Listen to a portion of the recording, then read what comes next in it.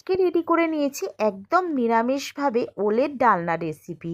এইভাবে বাড়িতে একবার ট্রাই করে দেখুন বন্ধুরা, বললে বিশ্বাস করবেন না কত সুন্দর খেতে হয়েছে। নমস্কার বন্ধুরা, টেস্টি অ্যান্ড ওয়ান বাইট চ্যানেলে আপনাদের স্বাগত। বন্ধুরা কেমন আছেন? আশা করি বন্ধুরা ভালো আছেন। আজকে যে রেসিপিটা নিয়ে আমি হাজির হয়েছি ওলের ডালনা রেসিপি।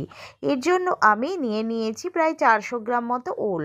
যে সকল বন্ধুরা ভিডিওটাকে দেখছেন তাদেরকে অনুরোধ রইল পুরো ভিডিওটা দেখার জন্য।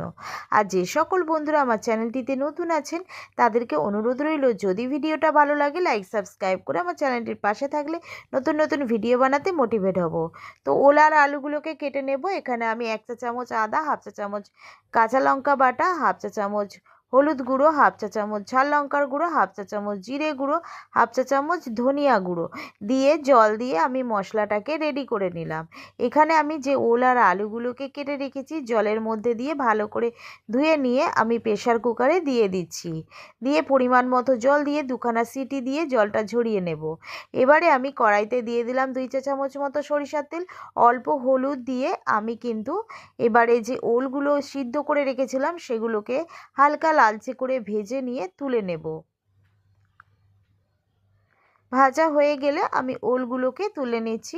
ওই তেলের মধ্যেই আরও 2 চা চামচ মতো তেল দিয়ে আমি এখানে আলুগুলোকে দিয়ে দিলাম যে সিদ্ধ করে রেখেছিলাম। দিয়ে অল্প পরিমাণে হলুদ দিয়ে হালকা লালচে করে ভেজে নিয়ে আলুগুলোকেও তুলে নিলাম। ওই তেলের মধ্যে আরও 2 চা চামচ মতো সরিষার তেল দিয়ে দিলাম। দিয়ে একটা শুকনো লঙ্কা, 2টো তেজপাতা, হাফ চা চামচ মতো গোটা জিরে, 2টো এলাচ, 2টো দারচিনি, 2টো লবঙ্গ দিয়ে নাড়াচাড়া করে ফোড়নটাকে ভেজে নিয়ে যে মশলাটা রেডি করে রেখেছিলাম ওটাই দিয়ে ভালো করে নাড়াচাড়া করে নেব। নিয়ে এবারে দিয়ে দিলাম স্বাদ অনুযায়ী লবণ। একটা গোটা টমেটোকে আমি কেটে এর মধ্যে দিয়ে দিলাম। মশলাটাকে জল দিয়ে দিয়ে ভালো করে কষিয়ে নেব লো ফ্লেমে রেখে, যতক্ষণ না টমেটোগুলো গলে যায়। টমেটোগুলো গলে গেলে আমি এর মধ্যে দিয়ে দিলাম কড়াইশুঁটি কিছুটা, দিয়ে ভালো করে নাড়াচাড়া করে নিয়ে আমি দিয়ে দিলাম ওলটাকে দিয়ে নাড়াচাড়া করে আরও খানিকক্ষণ কষিয়ে নেব জল দিয়ে দিয়ে।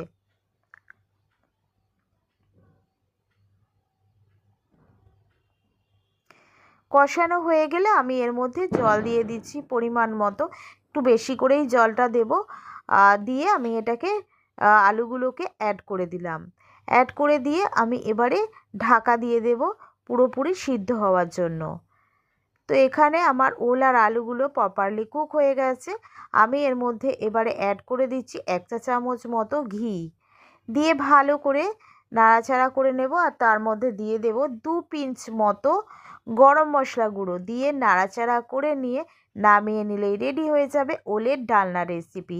এইভাবে বাড়িতে একবার ট্রাই করে দেখবেন, গরম ভাতে একদম জমে যাবে। ভিডিওটা ভালো লাগলে লাইক সাবস্ক্রাইব করতে ভুলবেন না।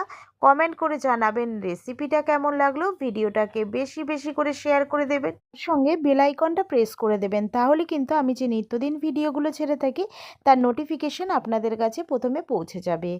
আমি আবার একটা নতুন রেসিপি নিয়ে হাজির হব। ততক্ষণ আপনারা সুস্থ থাকবেন, ভালো থাকবেন। আজকের মতো এইটুখানি। ধন্যবাদ বন্ধুরা।